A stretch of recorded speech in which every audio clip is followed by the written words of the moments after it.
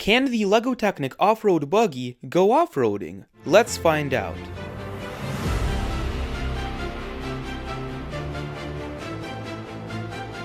I'm Brickme, and today we're going to be reviewing the LEGO Technic Off-Road Buggy set number 42124. I gotta say that this off-road buggy is really something special because it does remind me of that 80s, 90s look, and it just looks phenomenal. But let's test the off-road performance. So as you can see, it drives in the rocky terrain actually pretty decently. Like, it can go over minor rocks, nothing too serious. When it is something too serious, the motor can stall out, but in just normal rocky terrain, it performs just fine.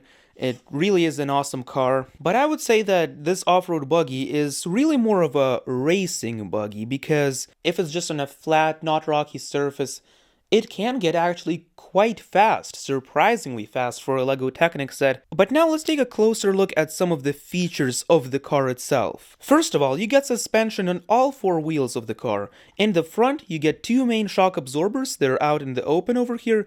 And the wheels here are suspended independently, so the left wheel is independently suspended of the right wheel, and as you can see, the suspension works here really well. I really appreciate it. It's really something to see, and I really like this car a lot. Here on the back, as you can see, it's sort of a solid axle suspension. So the wheels are not independently suspended, but the whole back axle is suspended by these two shock absorbers, which is really nice. And the off-road buggy is actually a rear-wheel type drive car, so as you can see, here's a Control Plus L motor, or the powered-up L motor, which is driving sort of this main differential piece. Now, I do really appreciate this differential. It was first introduced in the Top Gear rally car, and I like that it's becoming more accessible to LEGO Technic fans, because this differential is much better than the older style differential that we got, simply because it can handle much more weight and much more pressure being put on the actual vehicle itself. I just want to say that if you're enjoying this review so far, please subscribe. I noticed that only about 4.5% of you who watch my videos are actually subscribed, so let's get that number just a little higher. No pressure though. No pressure. The off-road buggy itself is really impeccably detailed, especially considering that it is only made up of 374 pieces. Despite that low piece count, you just get so many cool building techniques and pieces. For example, this new sort of Technic beam. This sort of beam is like the Technic frame, except it's in the form of a beam. You get the pinholes on all four sides. It's a really nice beam. I do really like it, but man, the car just looks so beautiful. I do like every little aspect about this car. It definitely looks much better than the Top Gear rally car. It's certainly a much better deal than the Top Gear rally car, in my opinion. It really does give that old sort of retro vibe, and that's really what sells me on the car. Also, I want to say that since I do have this set early, unfortunately I was not able to get the beta version of the Control Plus app, so I had to make my own within the powered up interface itself. As you can see, I sort of made basic two-slider control. The slider on the left controls the throttle, and the slider here, with the side-to-side one, controls the steering. But this is not actually the speed or the speedometer.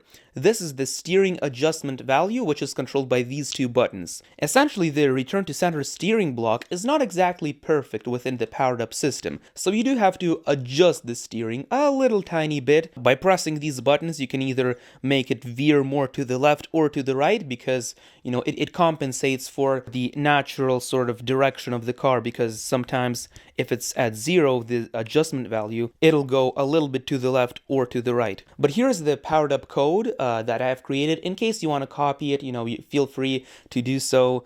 I just have the steering adjustment value done by all these variables over here. It's a really nice and simple code.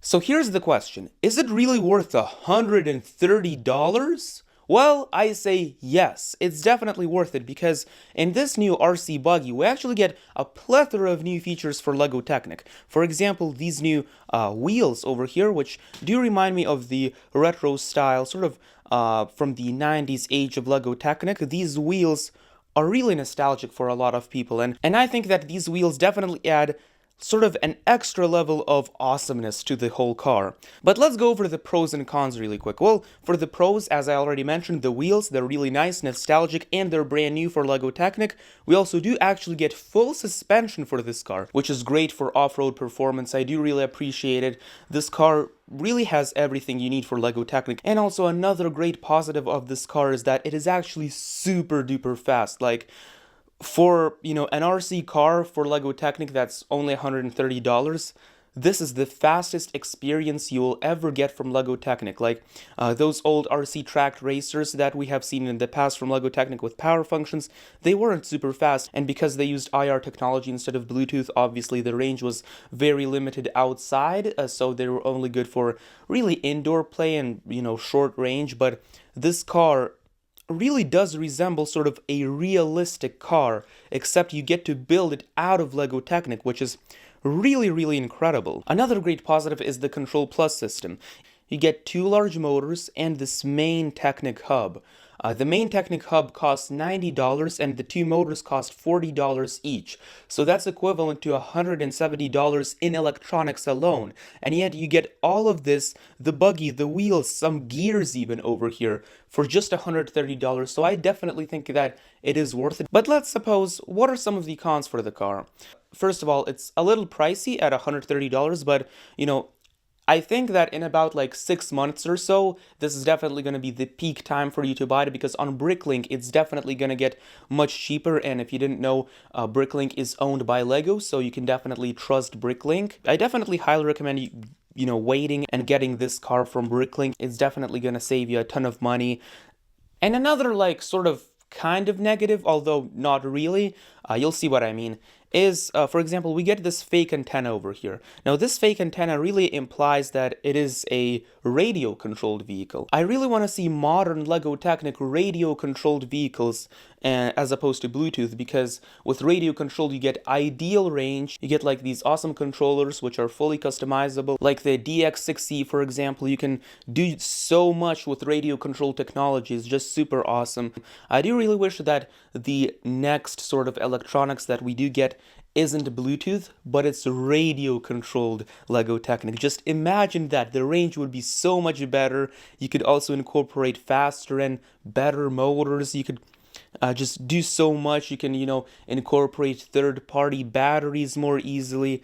It's just gonna be so awesome. I do really appreciate it. Although, I wouldn't really say that it is a con necessarily of the car. It's just something that I thought I should share with the car. But let me know what you think of the LEGO Technic Off-Road Buggy, and I actually did purchase all of the LEGO Technic 2021 winter sets except for the skid steer loader, so make sure to subscribe to get those reviews. And I am planning on motorizing the LEGO Technic Ferrari, so make sure to subscribe and get those videos as soon as they come out. This is Yaron Brickman here, and I'll see you in the next one.